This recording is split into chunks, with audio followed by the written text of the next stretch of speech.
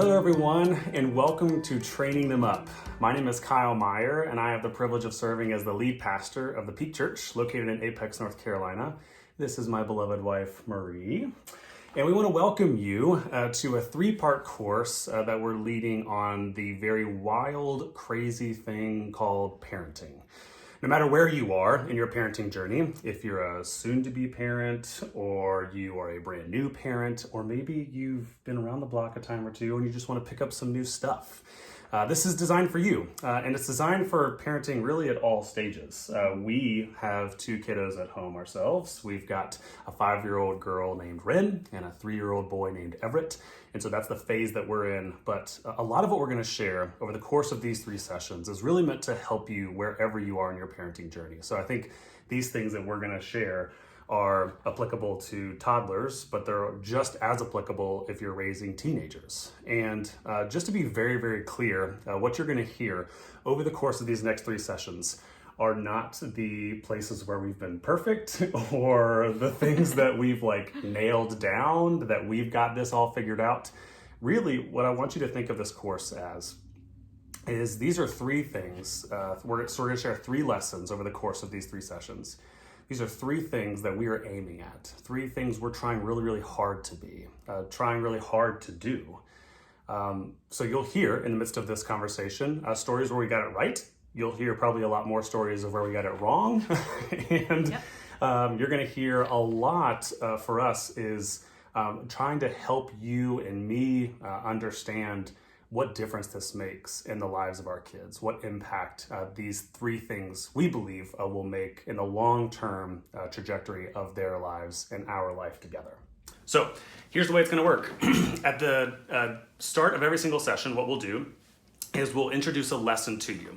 This will be, again, think of it like a guidepost, a thing that we're aiming at, we're trying to be. We're going to share a guidepost with you every single session, and then we're going to walk you through, talk through some stories, and then at the second half of it, we're going to give you practical tips for you to live into this, to try this on your own, to do this with your partner, so that you don't just hear a bunch of lessons that sound good in theory, but you have no idea how to exercise them, which I feel like that is sometimes some of the frustrations we have with parenting blogs or parenting books, is it's like, here's what you should do, and it doesn't tell you how. So we're going to try to do that. Hopefully. That's right. So we're really glad that you're here, and we're going to dive into session 1. And as we do so, I want to encourage you, we've included an application guide that kind of runs hand in hand with this course. And so you can go to that and you can have that up while you're watching these videos. So feel free, if you're watching it right now, to hit pause on this and go and find it if you'd like. Or you can read it afterward. And there's also some really good discussion questions for you and your partner to have later, whenever you have a date night or something like that. To kind of walk through and chew on these things and what it might look like for you to incorporate some of these lessons in your parenting. Sound good? Sound good? Yep. Let's do it. Lesson 1. So again, guidepost 1. The first thing we want to share with you, the first bit of practical wisdom that we have found to be probably one of the most influential aspects of our parenting is actually it actually comes from what we believe is one of the most tempting things in parenting. So one of the greatest temptations that we face in parenting, maybe this is the case for you, is whenever our kids, again, whatever age they are acting in ways that we don't agree with, or we don't fully understand, or they're just acting in ways that make us feel uncomfortable. We have found that our immediate impulse, our immediate response is almost always one of 3 things. We either want to immediately fix it, we want to stop it, or we want to punish them for it. That is our immediate impulse. Maybe that is an insight into our personalities and controlling personalities, but that is a little bit of that seems to be one of the most powerful temptations that we face. That whenever our kids are acting in those sorts of ways, our immediate impulse is to react by either fixing it, stopping it, or punishing them for it. And there's a whole host of reasons why we do this, right? I mean, we do this because we love our kids. We don't want to see them struggle. We don't, if they're fighting with one another, or there's a conflict that they're engaging with someone at school, we want to help them. We don't want them to be struggling. We don't want them to be in pain. And so we sort of jump in and try to stop it. We care about them. The other reason why, and we talk about this all the time, is just because those three strategies, fixing it, stopping it, or punishing it, is certainly the most convenient. Yeah, sure. So, I mean, like, how many times are you trying to get out the door and there's a shoe debacle, I don't want to put my shoes on. And so that's the immediate You impulse. just do it for them. Or you're at Target and they're having a tantrum and you're embarrassed. So Yes. instead of talking to them about it, you're just like, oh my gosh, just hurry up, get in the cart, let's go. Every You know? single parent in this store is looking at me right now. Yeah, it's just embarrassing. Yeah. And so there's a whole host of reasons why we do this, right? There's a whole host of reasons. I think another one, and we've talked about this, is sometimes really big emotions, sometimes really strong emotions make us feel uncomfortable. We don't know what to do with them. We don't know how to handle them. Maybe we're afraid of our own big emotions and we haven't fully resolved that, which, by the way, we're going to come back to in a later session, so hang tight on that. But the lesson that we have for you here in session 1, the lesson, the guidepost that we are aiming at, that we're trying to do, we're trying to be, is even though that is a really strong temptation to react to our kids in that way, instead of always just moving into punitive mode or disciplinary mode or fix-it mode, one of the things that we're striving to be is empathic parents. And so lesson number 1 that we want to share with you is the importance of meeting them where they are. Meeting your kids where they are. So again, this applies across the spectrum, whether we're talking about toddlers, whether we're talking about elementary aged or high schoolers, you name it. The importance of empathizing and trying and seeking to understand where our kids are has been one of the most influential things in our parenting. Because for us, we think about it this way. For us, as adults, how true is it of us that we want to be heard? We want to be empathized with. We want people to feel what it is that we're feeling. And so why would we expect our kids to be any different? Yeah. It can be really tempting to talk down to our kids whenever they're acting in ways that we don't approve of or don't understand or don't agree with. But what they're desperately starving for is the same thing we as adults are starving for, which is when I'm struggling, when I'm going through hardship, I just desperately need to be seen. I desperately need someone to be with me and sit with me. And so that's lesson number 1. Lesson number 1 is do everything in your power to meet them where they are, to find out what it is that they're struggling with, what it is that they're feeling, the strong emotions, try to find their point of view on the situation, and get there as quickly as possible. Yeah. Get there as quickly as possible. Yeah. I'm reading a book called The Whole Brain Child, and it just talks about how, kids' brain, your brain isn't fully developed until your mid-20s, and so it's hard to process your emotions, especially for kids, and so they do say, first connect and then redirect. Connect with their feelings, empathize, connect with their emotions, acknowledge their emotions and feelings first, and then they'll be more open to hearing what you have to say when you're trying to fix it or help them fix it. So that's really important. Which I feel like that is, so a little bit of insight into our home. This was a couple of days ago. This is a couple of days ago. Every day. This is a couple of days ago, specifically like with me. Our son was having a very negative reaction because he didn't get the treat that he wanted for his dessert. And I was speaking in a very punitive way. Like I was just trying to fix the situation, just get him under control. Like stop whining, stop complaining. And you very calmly were like, connect with him, connect with him, connect with him. Which was really helpful because that's exactly what, again, he was starving for in that moment. Like, I'm struggling, there's something wrong, and I'm 3, I don't have the ability to process all of it. I desperately need someone to connect with me and see the world from my point of view. And so you talk about this a lot, like connection-based parenting is a lot of our strategy. Like we want to parent from a place of connection, walking with them instead of standing above them or standing apart from them saying, hey, join us over here. You're the one who's isolated. You're the one who's wrong. Get over here with us. Yeah. We want to get to where they are and then walk with them. Right? Yeah, that's huge. Huge. So stinking hard. And so here are some practical tips. We're going to, as I promised at the very beginning, here are some practical tips that you can take with you to kind of get this into place, to kind of make this a regular habit, make this a regular part of the way in which you and your partner, or maybe you're a single parent, you're watching this. These are some practical tips for you so it can move as a theory to an everyday exercise and discipline with the ways in which you relate with your kids. So number one, the first tip we have for you is developing your own go-to phrases. So develop your own go-to phrases that move you from wherever you are to wherever they are. And so these statements need to be empathic in nature. So they need to be statements that help your child understand that you're coming alongside them instead of standing above them or standing apart from them. And so whatever that go-to phrase is for you, just pick one, create one, and use it regularly. So mine is whenever our kids are going through something really hard, I just acknowledge that. Like I just say it out loud. I say, hey buddy, like, wow, that seems really hard. Or, oh buddy, that I'm so sorry. That seems really, really challenging. That I know that's really, really difficult. Or another one I'll use is whenever our kids fail at something, I try really hard to say, oh, well, daddy has done that too. Or you want to hear a story about when daddy fell down, or when daddy messed up, or when daddy didn't do that perfectly. And I try, so I just pick, those are a couple of mine. You might have different ones, but pick go-to phrases that move you from a position of speaking down to your kids to speaking on their same level, so that they know that you're a trusted source. You know what it is that they're feeling. You know what it is that they're going through, so that they'll be more open to listening to you when you have solutions and directives in mind. Do you have your own go-to phrases? Well, like I said earlier, I acknowledge their feelings, and I try to get them to say what they're feeling so that they can associate it later. You know, like they're like, oh, I have felt this before. This is sadness, or this is disappointment, or this is frustration, you know, whatever, just so they can name it.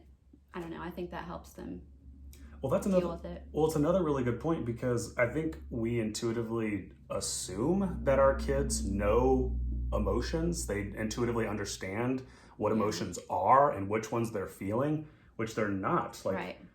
It's almost, I think one of the things that we try really, really hard to do, we're not perfect at it, is we understand that just as important as teaching our kids ABCs and 1, 2, 3s is teaching them about emotions and helping them understand, oh, you're feeling this, you're experiencing this. And it's normal. Like, yeah. Because it can be scary to feel such big emotions for them, and they need to know that it's normal to feel this and that they can work through it. Yeah, that's very well stated. So that's our first tip. Our first tip for you is develop whatever your go-to phrases are. Figure out what your phrases would be that help you move from a posture of, frustrated or inconvenienced to with them, and so that they feel that and know that too. The second tip is really kind of the second half of that, which is to just be aware of your physical presence when you're trying to do this with your kids. So when you are sitting like this and talking to your kids, or when you're standing above them, or you're pointing a finger, like all of those, all of us have heard this till we're blue in the face, how important nonverbal communication is, and how people often hear more out of our nonverbal communication than our verbal communication. Our kids are the same way. Our kids are the same exact way.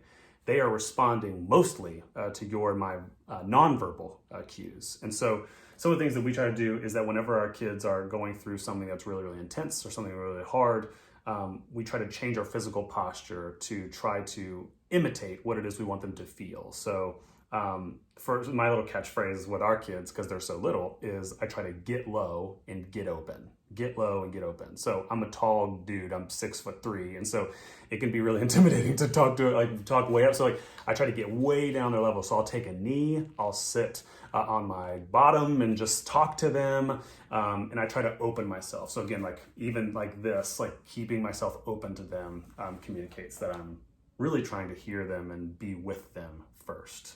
So just being conscious of your physical presence as well. Yeah. Another one that we try really, really hard to do is we try to ask curious questions.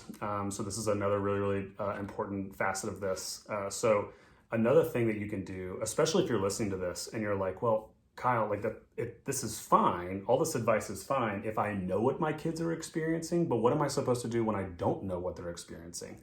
And I think this is true of our daughter. So our daughter and our son, they just respond very differently to when something very intense is happening in their life.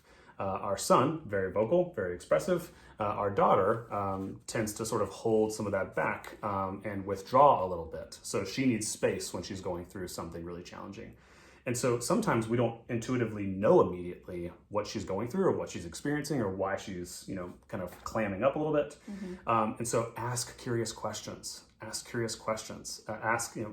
Tell me about, so what was that experience like for you? And how did it make you feel? And what were you hopeful for when you went into it that didn't end up happening, that didn't meet your expectation of the situation? I think we are, maybe this is just true of human beings in general. We're not only so quick to move to solution mode, but we're so quick to moving to judgment mode of like, we feel like our job as parents is to as quickly as possible, find out what's wrong and fix it. And honestly, sometimes taking the time, going the slower route and asking curious questions, it may feel like we're failing as parents because we should know what our kids are going through and who our kids are. Yeah.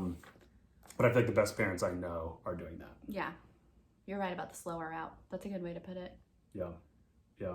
I don't know. Maybe it's just me. I feel like I put the pressure on myself. Like, I feel like a bad parent if I don't know what my kids are going through immediately. But if I slow down and ask questions, I'm not only arriving at a more accurate interpretation of what they're going through, but I'm saying to them, I am curious. I want to know. I don't presume to know everything about you, sweetheart, and I want to know what it is you're feeling and why this is so hard. Yeah. So, and the last one, and just to be very, very clear, these are not an exhaustive list. This is not. And we don't do this all the time, right? Again, these are things we're aiming at. These are the guideposts we're aiming at. Sometimes we fall short. Sometimes we go left. Sometimes we go right. This is what we're trying to be. So not an exhaustive list, but one more tip to share with you. One more tip. So again, if we're trying to be empathic parents, we're trying to meet our kids where they are. If you're trying to do this in your everyday life, here's a little catchphrase. Here's a little tip that you can sort of commit to memory that we have absolutely, we say to each other, we say to ourselves, which is this. Our job as parents is to be the calm in their storm. Be the calm in their storm.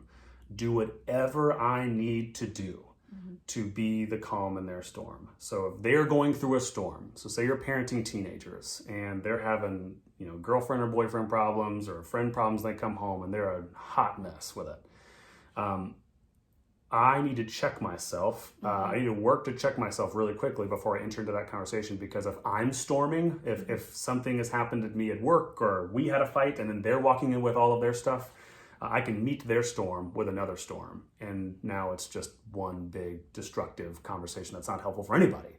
And so that is the thing that we try to do all the time, is be the calm in your storm. So very pragmatically, as hard as this is something that we've had to work really hard to do, is that when we find our tempers flaring, we find emotions welling up within us, to work very, very hard to walk away, take 10 seconds, take a breath. I feel like the analogy we use often is it's trying to take back the words you say to your kids is like trying to cram toothpaste back in the tube. Like, it just ain't gonna happen. And so I'd rather go the slower route. I'd rather say to them, sweetheart, I need a minute before I can engage this conversation. I'm gonna go take a 10-minute walk real quick, and I'm gonna come right back to this sort of thing. That's very important. Yeah. To calm yourself too, because we have to do it all of our lives. We'll feel big emotions as adults too, and so it's important to take deep breaths, because that really does help, and take space however long you need before you can engage in a conversation, because you're right, you don't want to say something that you can't take back or react in a way that you can't take back, which we've done many times. I wonder if one of the reasons why we don't do this also, this is just Kyle, but the reason why I don't do it is because it's vulnerable to do that. Like, it's vulnerable to say to my kids, I need 10 minutes. I need a couple minutes. Again, maybe this is just me. I love coming across as the parent who's got it all figured out, who's got all the answers. So I don't want to communicate to my kid that in that moment, I don't have what it takes to address what it is that they're dealing with or trying to sort through. But we're human, right? I hope above all else through these courses, you feel seen and empathize with yourself from us, because we get it. It's hard. This is hard, what we're doing day in and day out. And so I don't know, sometimes I feel like that's the other obstacle for me, that I don't want to take a walk. I don't want to take some time away because I feel like I'm supposed to, solve my kid's situation right then and there. And I don't know, sometimes I get scared of showing my kids my own vulnerability, my own humanity, that I'm human too, and I need sometimes space to process before I can address what you're going through. But it's important to show them how to regulate your emotions, like you're being a model for them. So you can think of it that way instead of... Yes. Oh my gosh. Yeah. That's a good point. You're modeling how to regulate and calm yourself instead of reacting. Well, and you and I talk about this with fighting. Like sometimes we want our kids to watch us fight because we want them to see what healthy fighting looks like. Now, sometimes they watch unhealthy fighting. Sorry. But that's also like, sometimes I feel like the impulse is to shield our kids from those sorts of things. Like, we make up an excuse, I need 10 minutes, but you're right. Like that also could teach them, oh, well, if daddy has to regulate his own emotions, which no kid would ever say it that way. But if they're watching that happen, then they're beginning to go, okay, well, this is okay if I ever need to do so. I can take space. Yeah. The biggest thing we always tell ourselves with storms, when our kids are going through big storms, is they're not giving you a hard time. They're having a hard time. I think we heard this from a therapist at one point. They're not giving you a hard time, they're not trying to. No, they're just having a hard time. And so again, that when I remind myself of that, it's not the fix all, end all, be all. But when I tell myself that, it motivates me to want to empathize and get on their level, because I go, okay, like this is really inconvenient. They are throwing it down all up in this public space, and everyone's staring at us. But this has nothing to do with me. It's not personal. They're just having a really hard time, and they need someone to calm their storm. Yes. Yep. So to wrap up, for us here in Lesson 1, the biggest thing we want you to hear is the importance of connection-based parenting. That is the guidepost we're aiming at all the time. We don't do it perfectly. We fail at it.